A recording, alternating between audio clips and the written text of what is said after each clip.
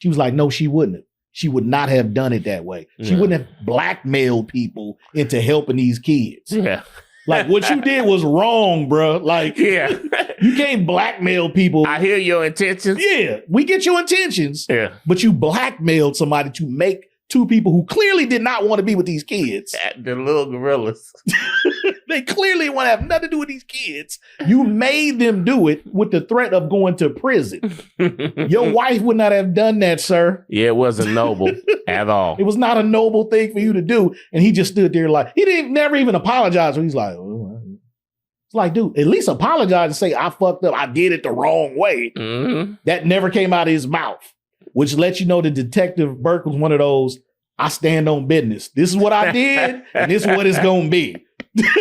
Like, this is what I did. Even though if it's wrong, it's two left shoes, but hey. So the black lady who helped in the first robbery of the mob people, she gets caught by Bruno in Denmark, Copenhagen. They find this black woman in a whole nother country, fly her back. With no internet. It's 1977. And I'm assuming under a different name. Under a whole different name. They find her, bring her back, use her as bait to find Manny, which is the dude who ripped him off. So somehow she knows about the youth center. She knows who Manny's girlfriend is. And none of this shit made sense. Divine coincidence. It's like, how would she know where Manny is volunteering his work at? How did they know that? She went on his Instagram. I guess she went on his 1977 Instagram. First one with it. How would they know who Manny's girlfriend is? She don't even come to the youth center. She had never been to the youth center. You wouldn't even know what that woman looks like. We just gonna let them cook. So it was so many. It's like, those things like, I want to love this movie so much. It's a perfect classic, but it's hard to make because there was too many flaws. And it was just like, if they would have just tuned up the screenwriting just a little bit and explained some stuff. Hey, just like those soap operas, they want to write somebody off or replace them. They have a car wreck and then the scars that come out, it's a new person. And it's, they had plastic surgery. Oh my God. And sometimes you just gotta let them cook.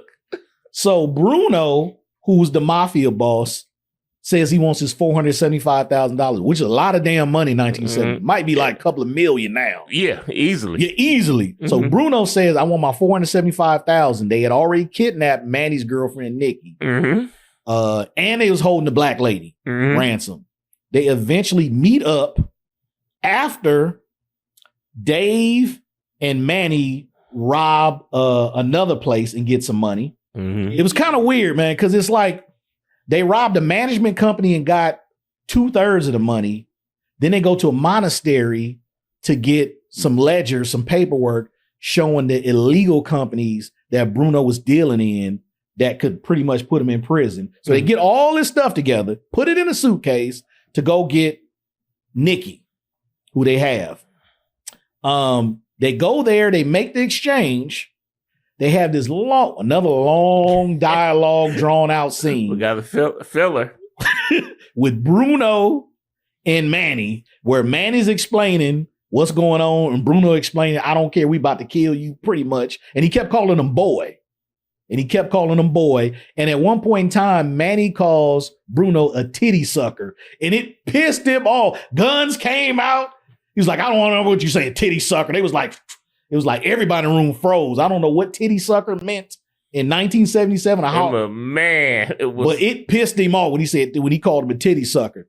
So Bruno tells Manny, basically, you jumped in a business of grown men. You shouldn't have jumped in. Manny tells him that I basically got 25 copies of these ledgers all over town. And if something happens to me, blah, blah, blah. So they get Nikki back. Everything is fine. And Bruno lets him go after asking him, so what happens if you die of like a heart attack or something like that? And Manny's like, we just gonna have to see. Yeah. you better hope. You better pray for my good health. Pray that nothing happens to me because these ledgers will get out and you'll pretty much go to jail. So The movie ends with the students presenting Miss French and Miss Thomas with awards because they we're to assume they've all gotten jobs. It was 30 jobs, 30 kids. So Manny's job was to work with the kids on how to present themselves, and Dave's job, Bill Cosby, was to get the 30 jobs. So we're to assume that they did all that in 3 weeks in 1977. It's fucking amazing. It's amazing if you did that in 2024 with the internet. Start the job program and get all 30 kids on somewhere. You know? All 30 kids got a job? In fact, they would feature you in the national media. And people would want you to come duplicate this program in other cities. All 30 kids got jobs. And miraculously, all 30 kids kind of understood the assignment at the end of the movie. Like, oh, they were here to help us. Light bulbs really went it's on. like the whole time they were the teachers were the enemy. Yeah. And at the end, they were like, oh, you guys really helped us. It only takes 21 days to change a life. To change the entire life. So Miss French gets a necklace and looks like pottery made by Timothy, who was Willie's younger mentally challenged brother. That's what they gave her. And Miss Thomas got the same necklace and a collection of Stevie Wonder albums, which the collected works of Stevie Wonder, which was huge back then. Stevie was the man. Stevie was multi-platinum, Grammy Award winning stuff.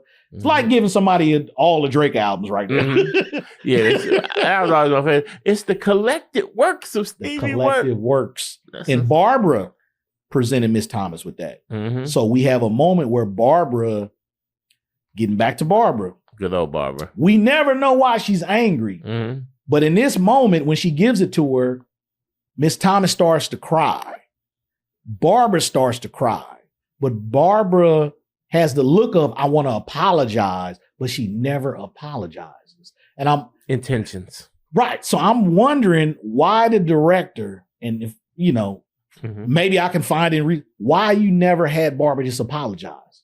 You know you hurt this woman's feelings that particular day. You basically broke her down to a child. She ran out of the classroom crying. You know how you hurt her that day. Why in this tender moment where y'all both crying without speaking, y'all both feeling energy, why didn't the director just have her say, I'm sorry? Just them 2 words, I'm sorry. So Ernest Thomas's character said, you two break it up. And he kind of pulls her out of the whole mode. The sappy moment. Yeah, the sappy moment. But it kind of made me think like why they just didn't. That would have been a perfect bow tie on the story if they just had Barbara say, I'm sorry. I didn't mean what I said. They had a character so ridiculous that her even looking as if an apology was an option was a huge development for when she first started. Right. Nice. And I don't know. I just feel like even with Willie's character, when he had that moment talking about his home life and his brother Timothy, like you could have took that same time or half of the Willie time and gave Barbara that time.